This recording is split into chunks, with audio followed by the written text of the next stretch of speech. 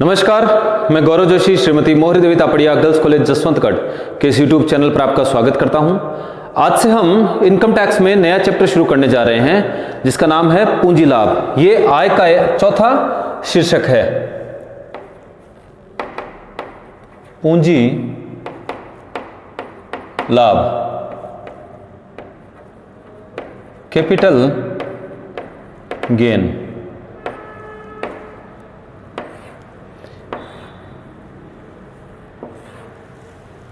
पूंजी लाभ से हमारा तात्पर्य है कि गत वर्ष में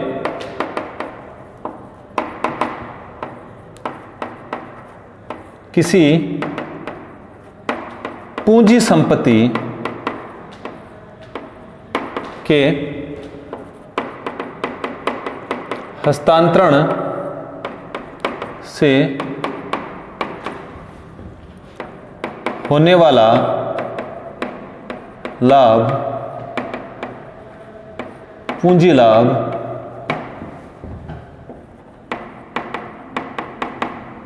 कहलाता है। तो पूंजी लाभ से हमारा तात्पर्य है कि गत वर्ष में किसी पूंजी संपत्ति के हस्तांतरण से होने वाला लाभ पूंजी लाभ कहलाता है। तो पूंजी संपत्ति में क्या क्या शामिल है? पूंजी संपत्ति में सभी प्रकार की अचल एवं चल संपत्तियां शामिल हैं। चल संपत्तियां जिनको एक स्थान से दूसरे स्थान पर ले जाया जा सके, मूवेबल एसेट्स जैसे फर्नीचर है, कार है, मशीनें हैं, तो ये चल संपत्तियां कहलाती हैं। और अचल संपत्तियां जैसे भूमि, भवन, ये अचल संपत्तियां हैं। तो पूंजी संपत्ति में सभी प्रकार की अचल एवं चल संपत्तियां शामिल है जो कि व्यापार अथवा पेशे या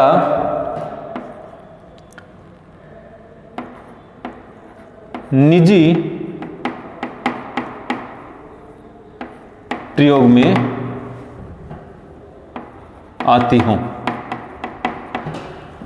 तो पूंजी संपत्ति के हस्तांतरण से होने वाला लाभ पूंजी लाभ कहलाता है। और पूंजी संपत्तियों में सभी प्रकार की अचल एवं चल संपत्तियां शामिल हैं। और ये अचल और चल संपत्तियां व्यापार अथवा पेशे के काम आ सकती है या फिर निजी प्रयोग में आती हो। तो चाहे चल या अचल संपत्तियां व्यापार अथवा पेशे में काम में आ रही हो या फिर निजी प्रयोग में आ रही हो, ये सारी संपत्तियां, चल या अचल संपत्तियां पूंजी संपत्ति कहलाती है। लेकिन व्यापार अथवा पेशे में जो व्यापारिक रहतिया यानी कि जो स्टॉक है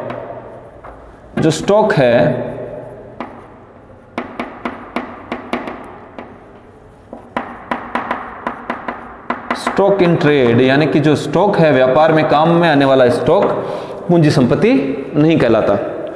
पूंजी संपत्तियों में सभी प्रकार की चल एवं अचल संपत्तियां शामिल है। लेकिन व्यापार अथवा पेशे में काम में आने वाला व्यापारिक रहतिया यानी कि जो स्टॉक है व्यापार का, वो पूंजी संपत्ति नहीं कहलाता। बाकी अदृश्य संपत्तियां भी पूंजी संपत्ति कहलाती हैं। और पेशे की ख्याति,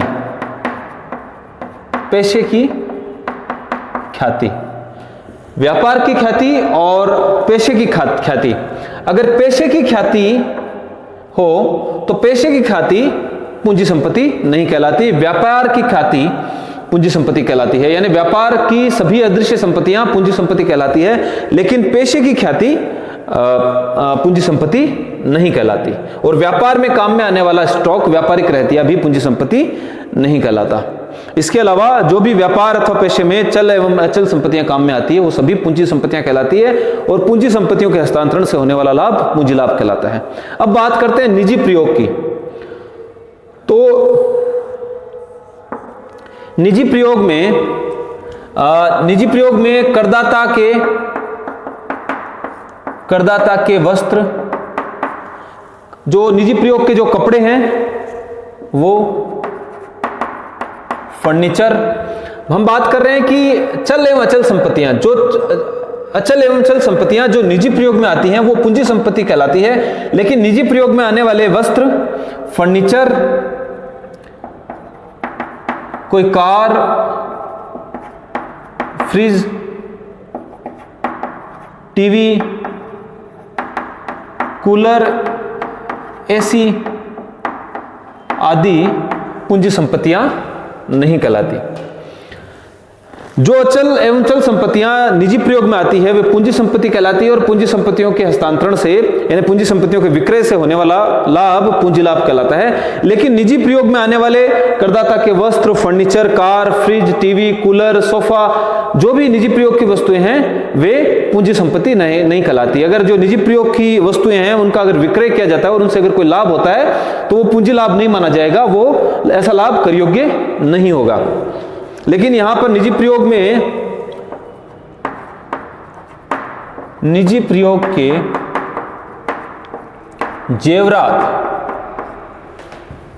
जेवरात पूंजी संपत्ति,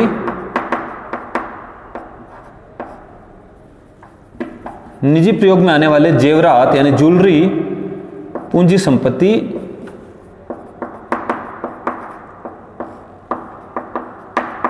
माने जाते हैं। जो ज्वेलरी काम में आती है करदाता के, जो निजी प्रयोग की जो ज्वेलरी है, ये ज्वेलरी चाहे सोने की, चांदी की, प्लेटिनम की या अन्य किसी कीमती धातु की बनी हुई हो, ज्वेलरी पूंजी संपत्ति मानी जाती है।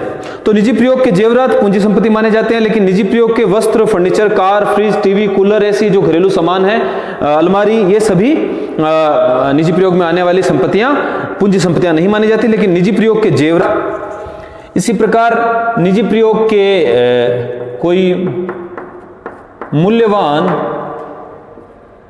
या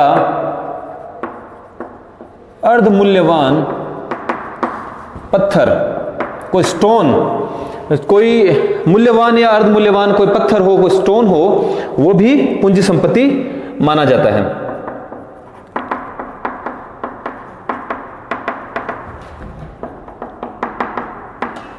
अब ये जो जेवरात हैं या फिर जो कोई वैल्यूएबल कोई स्टोन है, मूल्यवान या अर्ध मूल्यवान कोई पत्थर है, ये किसी भी फॉर्म में हो सकते हैं। ये किसी फर्नीचर में लगे हुए हो सकते हैं, कपड़ों के साथ सिले हुए हो सकते हैं, किसी बर्तन में जड़े हुए हो सकते हैं, किसी भी फॉर्म में हो सकते हैं। अगर ये किसी भी फॉर्म में हो, ज्वेलरी या फिर जो ये स्टोन है, ये पूंजी संपत्ति माना जाएगा और इनके विक्रय से, इनके हस्तांतरण से होने वाला लाभ पूंजी लाभ माना जाएगा और जो है करदाता के लिए कर योग्य होगा। इसके अलावा जो कोई कलात्मक कार्य हो, कोई ड्राइंग हो, कोई पेंटिंग हो, मूर्तियां, कोई कलात्मक मूर्तियां, कोई पुरातात्विक संग्रहण हो, कोई पुरातात्विक कोई संग्रहण हो, ये सभी वस्तुएं भी जो निजी प्रयोग की हैं, जो करदाता ने संग्रह की हुई हैं, ड्राइंग, पेंटिंग, कलात्मक कार्य, कोई मूर्तियां, ये सभी भी जो है पूंजी संपत्ति मानी जाएगी और इनके हस्तांतरण से होने वाला लाभ पूंजी लाभ कहलाएगा। अब कौन कौन सी संपत्तियां पूंजी संपत्तियां नहीं मानी जाती हैं? अब हम अगर बात करें कि कौन सी संपत्तियां पूंजी संपत्तियां नहीं मानी जाती हैं, तो अभी तक हमने बात की है कि पूंजी लाभ पूंजी संपत्ति के हस्तांतरण से होने वाला लाभ पूंजी लाभ कहलाता है और पूंजी संपत्तियों में सभी प्रकार की चल एवं अचल संपत्तियां शामिल हैं, चाहे वो व्यापार अथवा पेशे में काम में आ रही हो या फिर निजी प्रयोग में आ रही हो। व्यापार अथवा पेशे में जो व्यापारिक रहतिया है व्यापार का, वो पूंजी संपत्ति नहीं माना जाता और व्यापार की अदृश्य संपत्तियां पूंजी संपत्ति मानी जाती है और उनके विक्रय से, उनके हस्तांतरण से होने वाला लाभ पूंजी लाभ कहलाता है और कर योग्य होता है। पेशे की ख्याति जो है व्यापारिक पूंजी संपत्ति नहीं मानी जाती। निजी प्रयोग की अगर बात की जाए, निजी प्रयोग की चल एवं अचल संपत्तियों की बात करी जाए, तो निजी प्रयोग के वस्त्र, furniture, car, fridge, TV, cooler, AC, घरेलू कोई सामान, बर्तन, अलमारी, ये सभी पूंजी संपत्तियां नहीं मानी जाती और इनके हस्तांतरण से होने वाला लाभ भी पूंजी लाभ नहीं माना जाता। लेकिन निजी प्रयोग के जेवरात, निजी प्रयोग में कोई आने वाले मूल्यवान या अर्ध मूल्यवान पत्थर, चाहे किसी भी फॉर्म में हो, वो पूंजी संपत्ति माने जाते हैं। और जो निजी प्रयोग में आने वाली या करदाता ने जो कोई कलात्मक कार्य, ड्राइंग, पेंटिंग, मूर्तियां, पुरातात्विक संग्रहण अपने घर में रखा हुआ है, वो भी पूंजी संपत्ति मानी जाती है और इनके विक्रय से होने वाला लाभ, इनके हस्तांतरण से होने वाला लाभ पूंजी लाभ माना जाता है। अब पूंजी संपत्तियों में क्या क्या शामिल नहीं किया जाता? तो पूंजी संपत्ति में एक तो ग्रामीण कृषि भूमि, ग्रामीण कृषि भूमि पूंजी संपत्ति नहीं मानी जाती। अब ग्रामीण कृषि भूमि के संबंध में कुछ स्थानीय सीमाएं निर्धारित की गई है आबादी के अनुसार। तो जिस कस्बे की, शहर की आबादी है उसके अनुसार सीमाएं निर्धारित की गई हैं। जैसे उदाहरण के लिए अगर किसी कस्बे की आबादी, किसी गांव की जनसंख्या 10,000 से अधिक नहीं है और उसकी स्थानीय सीमा में अगर कोई कृषि भूमि है तो ऐसी कोई कृषि भूमि है तो ऐसी कृषि भूमि ग्रामीण कृषि भूमि कहलाती है। इसी प्रकार जिस कस्बे की आबादी 10,000 से अधिक हो लेकिन 1 लाख तक आबादी हो और उसकी जो स्थानीय सीमा है उस स्थानीय सीमा से 2 किलोमीटर से दूर अगर कोई कृषि भूमि स्थिर है तो वो भी ग्रामीण कृषि भूमि मानी जाती है। इस प्रकार से जनसंख्या के आधार पर स्थानीय सीमाएं निर्धारित की गई हैं और इन स्थानीय सीमाओं के अंदर अगर कोई कृषि भूमि है तो वो शहरी कृषि भूमि मानी जाती है। तो शहरी कृषि भूमि पूंजी संपत्ति मानी जाती है और उसके विक्रय से होने वाला लाभ पूंजी लाभ कहलाता है। लेकिन ग्रामीण कृषि भूमि के हस्तांतरण से होने वाला लाभ पूंजी लाभ नहीं कहलाता, क्योंकि ग्रामीण कृषि भूमि पूंजी संपत्ति नहीं मानी जाती। इसके अलावा कुछ बॉन्ड्स हैं, जैसे 6.5% स्वर्ण बॉन्ड्स, 6.5% स्वर्ण बॉन्ड्स 1977, 7% स्वर्ण बॉन्ड्स 1980, राष्ट्रीय सुरक्षा स्वर्ण बॉन्ड्स 1980। इस प्रकार से कुछ बॉन्ड्स हैं, कुछ स्वर्ण बॉन्ड्स हैं जो अगर करदाता के पास हो और उनका अगर हस्तांतरण कर दिया जाए, हस्तांतरण करने पर अगर कोई लाभ कमाया जाए तो ऐसा लाभ भी पूंजी लाभ नहीं माना जाएगा, क्योंकि इस प्रकार के जो बॉन्ड्स हैं ये बॉन्ड्स पूंजी संपत्ति नहीं माने जाते। इसमें है जैसे विशेष धारक बॉन्ड्स 1991, स्वर्ण जमा योजना 1999 के तहत जारी स्वर्ण बॉन्ड्स, और एक है स्वर्ण मौद्रीकरण योजना 2015 के अंतर्गत जारी प्रमाण पत्र, जमा प्रमाण पत्र। तो इस प्रकार से अगर हम देखें, इन बॉन्ड्स की बात करें तो ये 3 और 4, 5 और 6 बॉन्ड्स की हमने बात की है। तो पहला है 6.5% स्वर्ण बॉन्ड्स 1977, 7% स्वर्ण बॉन्ड्स 1980, तीसरा है राष्ट्रीय सुरक्षा स्वर्ण बॉन्ड्स 1980, विशेष धारक बॉन्ड्स 1991। ये बॉन्ड्स अब जो है प्रचलन में नहीं है। इन बॉन्ड्स का शोधन सरकार ने कर लिया है, ये सरकार द्वारा बॉन्ड्स इशू किए गए थे।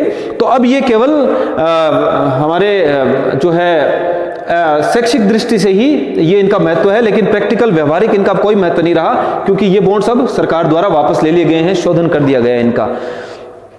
तो ऐसे बॉन्ड्स जो हैं स्वर्ण जमा योजना 1999 के तहत जारी स्वर्ण बॉन्ड्स या फिर स्वर्ण मौद्रीकरण योजना 2015 के अंतर्गत जारी जमा प्रमाण पत्र। तो अगर ये बॉन्ड्स करदाता के पास हैं और इनके विक्रय से, इनके हस्तांतरण से अगर कोई लाभ कमाया जाता है तो ऐसा लाभ पूंजी लाभ नहीं माना जाएगा, क्योंकि ये जो बॉन्ड्स हैं ये बॉन्ड्स पूंजी संपत्ति नहीं माने जाते। तो आज के लिए इतना ही। हमने जो पूंजी लाभ है, कैपिटल गेन्स है चैप्टर का एक जो बेसिक कॉन्सेप्ट हमने समझा आज की क्लास में। मैं आशा करता हूं कि आज की क्लास में हमने जो भी पढ़ा आपको अच्छे से समझ में आया होगा। इस वीडियो को लाइक कीजिए, शेयर कीजिए, हमारे YouTube चैनल को सब्सक्राइब कीजिए। धन्यवाद।